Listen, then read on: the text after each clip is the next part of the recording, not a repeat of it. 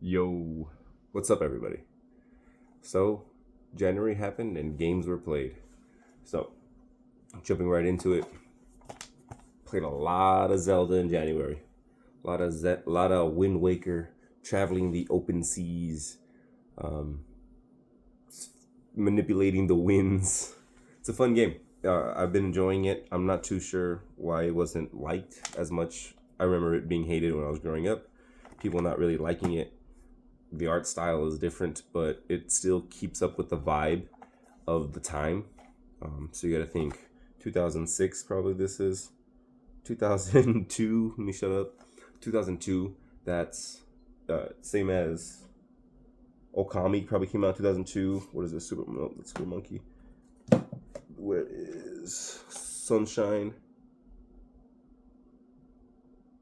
That's 2002. Mario Sunshine. There's a vibe. There was a vibe in 2002 that had this very island-like blue, light green sunshine. It was a whole era and paradigm, and Zelda Wind Waker carries it. So far, having a lot of fun. I finally beat the island with Valoo and the bird people, and after that, I was able to pick up momentum and go straight to the cursed island, cursed forest, or forbidden forest, or whatever it's called. Beat that one relatively quick. Uh, no issue with the main boss. So we're moving on through it. It's pretty fun.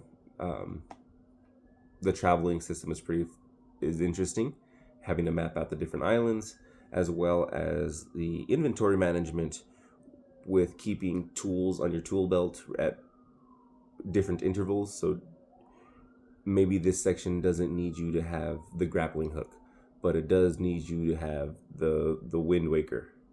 So that it's a fun aspect of the game. So I really enjoy that. And then, of course, the art style is different and unique and stylized, which is good because while it may be judged at the time, it will maintain its allure, it'll maintain its uniqueness, it'll maintain its novelty. The thing that comes to mind is the first Borderlands, like where everybody at the time was going towards realism and super high D graphics. Um, Borderlands came out looking like a comic book, and it still looks great to this day. So, Zelda, Wind Waker, good times.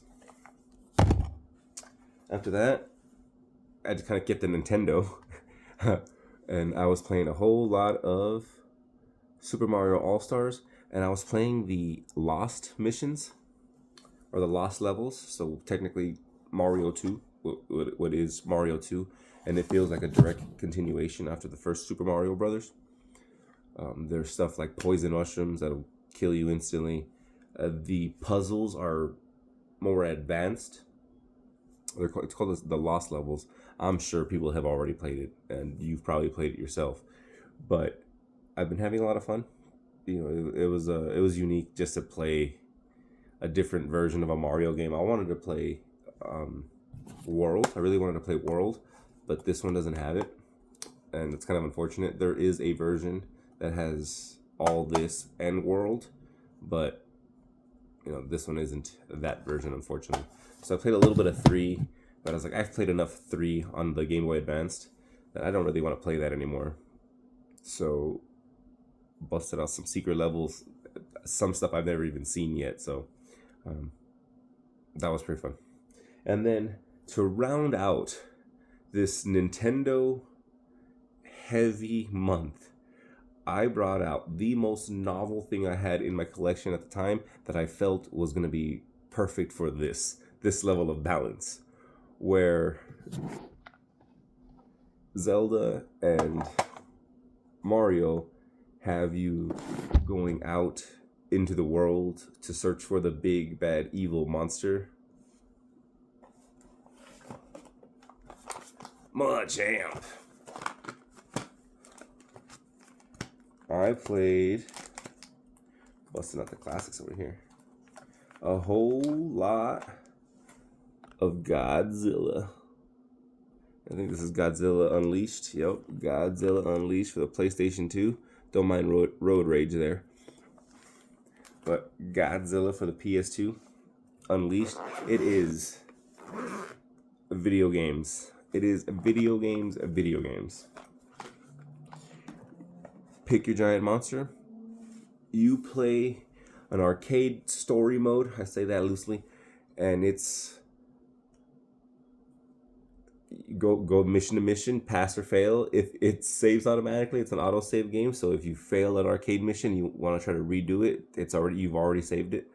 So that's unfortunate. And then it'll tell you failed against whoever, and there's outcomes because of that. So that was a nice way to balance out the platforming and getting mad at missing these jumps, and the nice and cheery island hopping adventure of Wind Waker is to just smash cities down as a giant kaiju.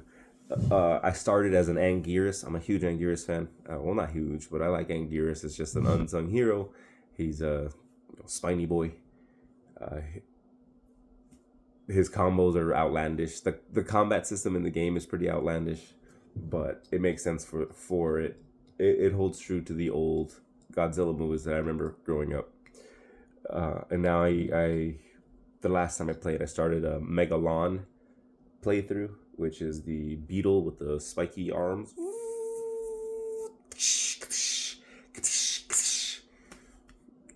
So that's been fun, and it's just a giant lumbering monster fight game, and it makes it fun. It made January fun. It really, like I said, rounded this off. And then of course, I'm always playing online fighting games. Played a whole lot of Street Fighter. Don't want to talk about it anymore. Played some Game Boy. Not so much PlayStation 1 games that I could think of, but for the most part, that was January for me. Hope you enjoyed. Again, some Wind Waker, some Mario, and the Secret Collection.